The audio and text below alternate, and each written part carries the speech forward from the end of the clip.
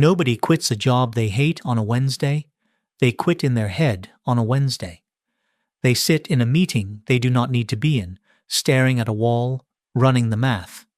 The salary, the savings, the runway. They get close. The numbers almost work. And then one line item kills the whole equation: health insurance.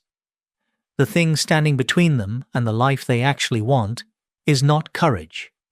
It is a laminated card in their wallet that covers their daughter's inhaler. Not rent, not the car payment, not even the fear of failure. The thing that keeps more Americans locked into jobs they despise than any other single factor is a benefit they were told was free. Your employer-sponsored health insurance is not free. It is not even cheap. It is one of the most expensive things you will ever receive, and the price is not measured in the dollars deducted from your paycheck every 2 weeks. The price is measured in years.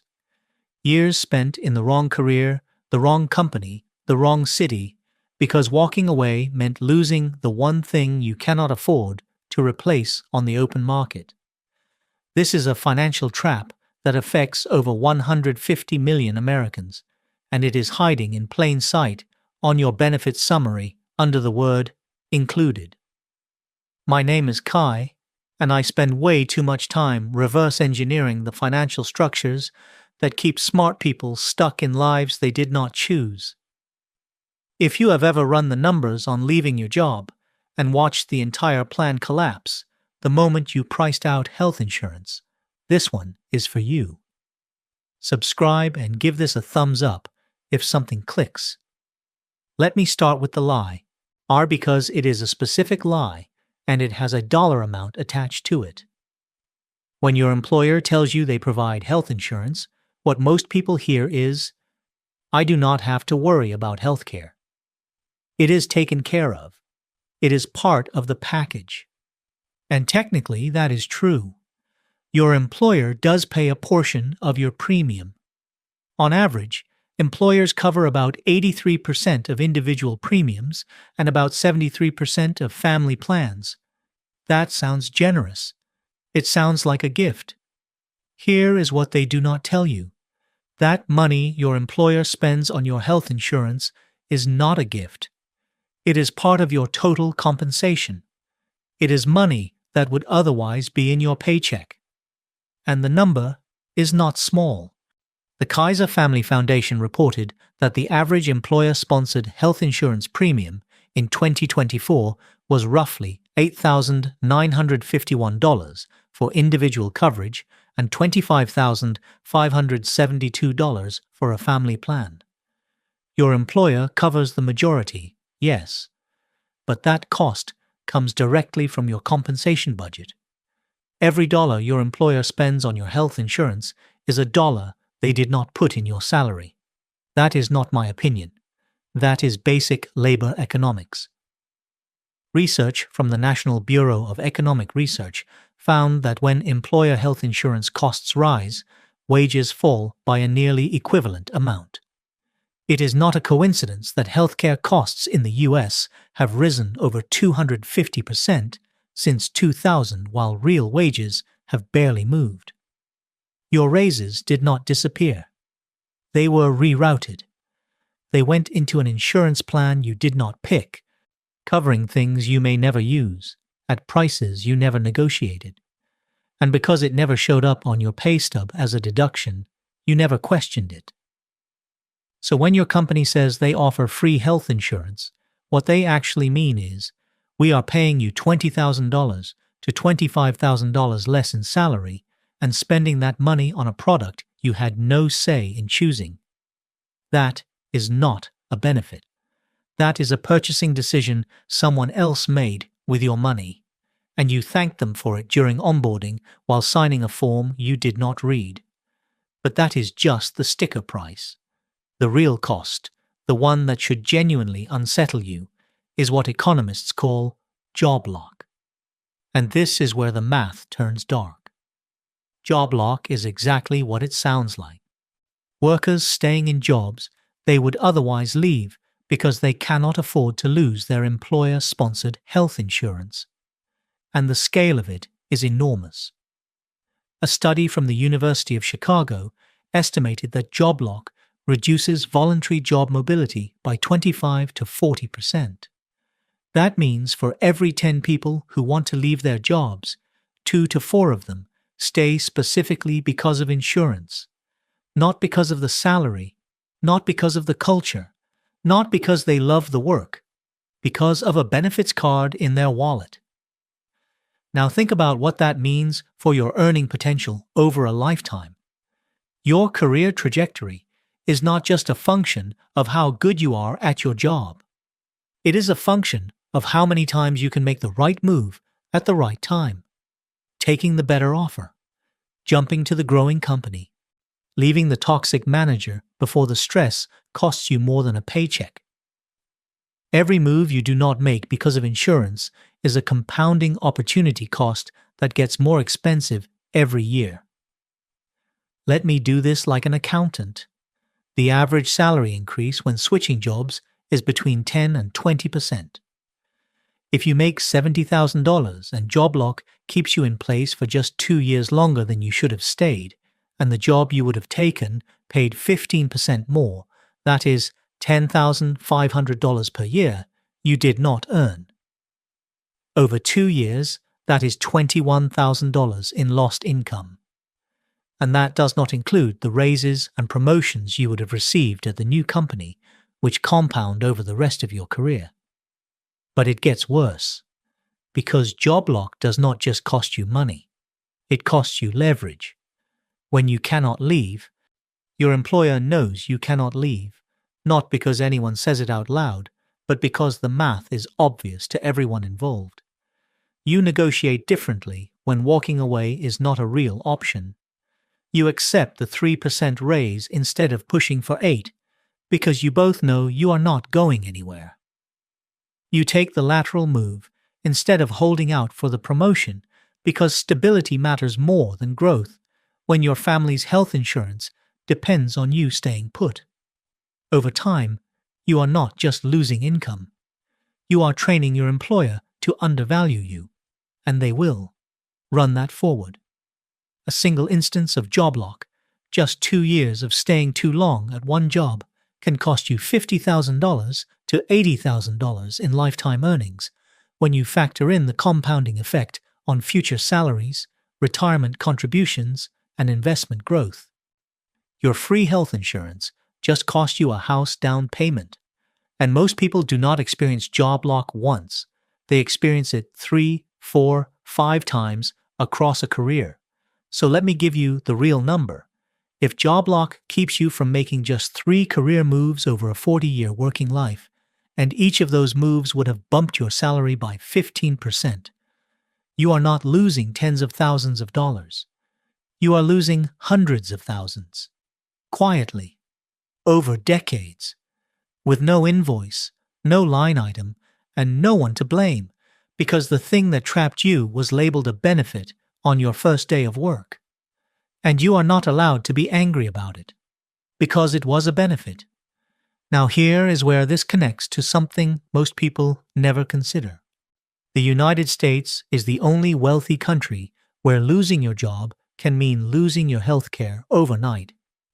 In Canada, in the UK, in Germany, Japan, Australia, France, healthcare is funded through taxes. You can argue about the quality. You can argue about the wait times. That is a separate conversation. But in those countries, quitting your job does not mean gambling with your kid's asthma medication. Starting a business does not mean going uninsured for 6 months. Leaving a toxic workplace does not require a spreadsheet calculating whether you can afford your wife's prescriptions on Cobra. Here, it does. Every single time. The American system does not just fail to provide universal access. It actively restricts economic mobility. It makes workers less free, not more. And that is not an accident of policy. It is a feature of the design. Employer-sponsored insurance became the norm in the 1940s, not because it was the best system, but because of a wartime wage freeze. During World War II, the government capped wages to control inflation. Companies could not compete for workers with higher pay, so they started offering health insurance as a workaround. A temporary fix for a temporary problem. The war ended. The fix stayed. The tax code was updated to make employer health benefits tax-exempt, which cemented the whole arrangement into the economy like rebar in concrete. We built an entire healthcare system on an accounting loophole from 1943, and 80 years later, 150 million Americans are still living inside it. The employers benefit because it gives them leverage. If your health insurance is tied to your job, quitting is not just a career risk, it is a medical risk. That means they can underpay you, overwork you, and promote you slower than they should, because they know the cost of walking away is not just a lost paycheck. It is losing access to healthcare for your entire family. That is not a perk. That is a leash. And it is the most effective employee retention tool ever invented, because it does not feel like control. It feels like generosity. HR departments know this. Ask anyone who works in retention what keeps employees from leaving, and the answer is always insurance. It sits at the top of every retention conversation, above salary, above work-life balance, above career development. Companies do not offer health insurance because they care about your well-being. They offer it because it is cheaper to insure you than to replace you. And the bigger the gap between employer coverage and individual market pricing, the tighter the leash gets. They are not investing in your health. They are investing in your immobility. The insurance companies benefit because employer plans give them a captive market. Your employer picks the plan. You accept it. You do not shop around, compare prices, or negotiate. You take what you are given, because the alternative is the individual market, which is still confusing enough that most people never look. So you have employers who want to keep you locked in, insurance companies who want a captive audience, and a system that was never designed to work this way in the first place. Every incentive in the machine points the same direction.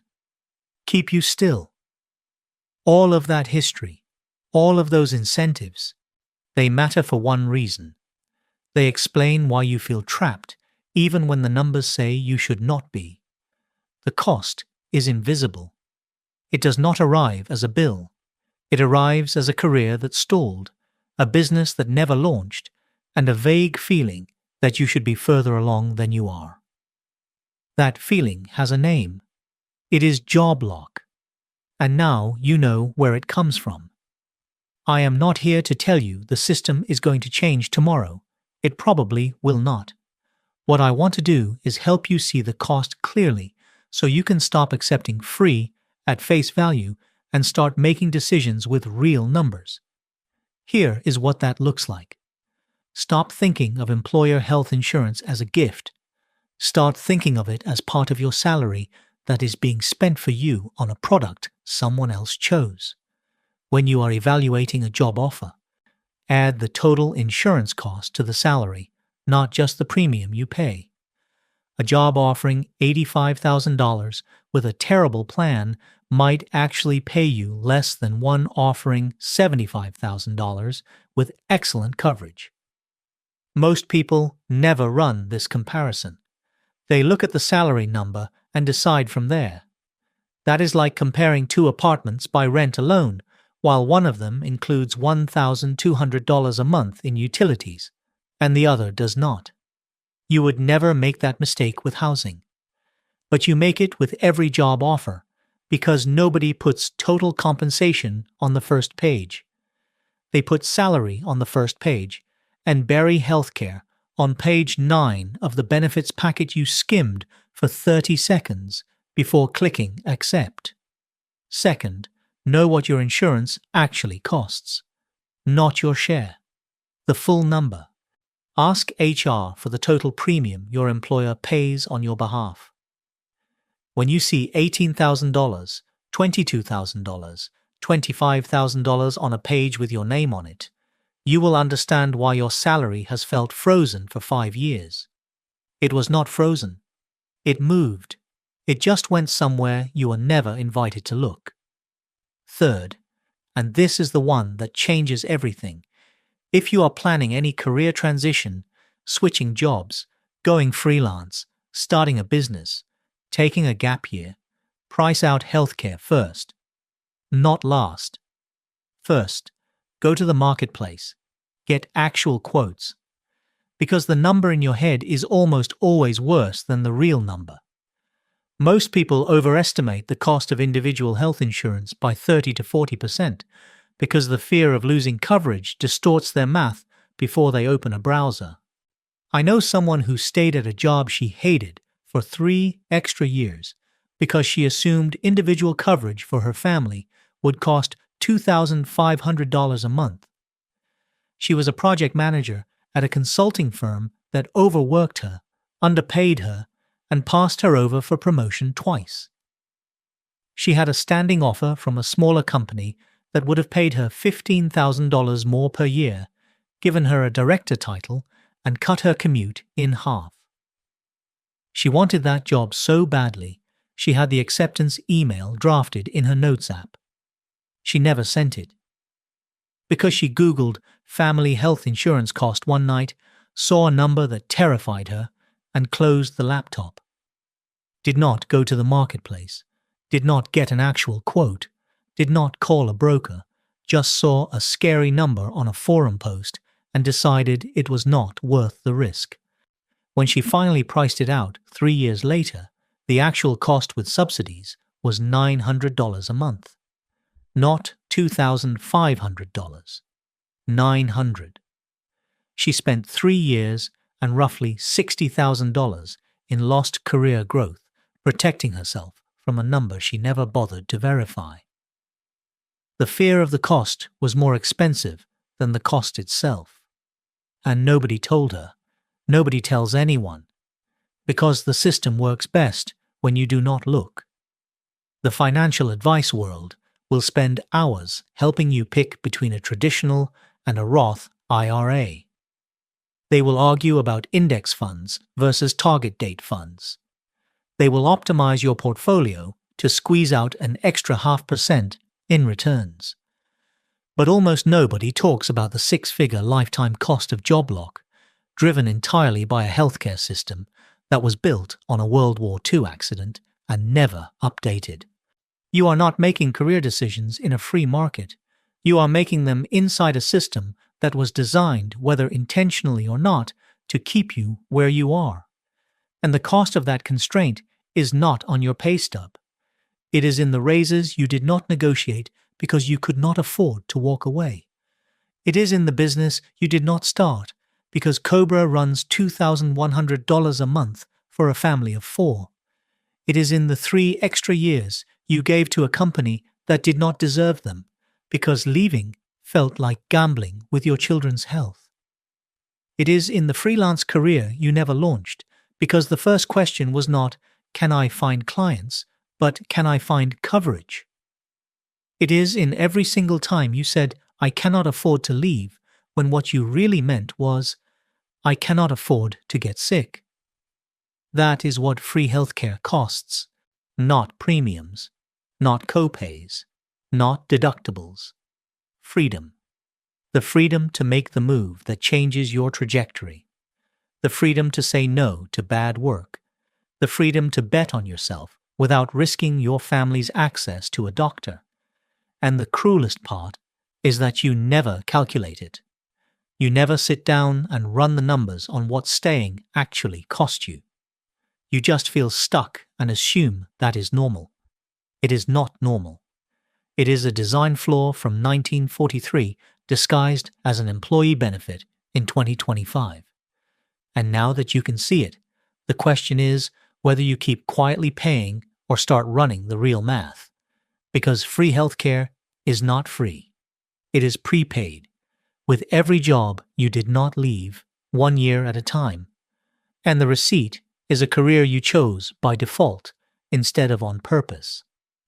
If this one made you look at your benefits package differently, subscribe for more content that pulls apart the financial systems nobody explains to you. I will see you in the next one.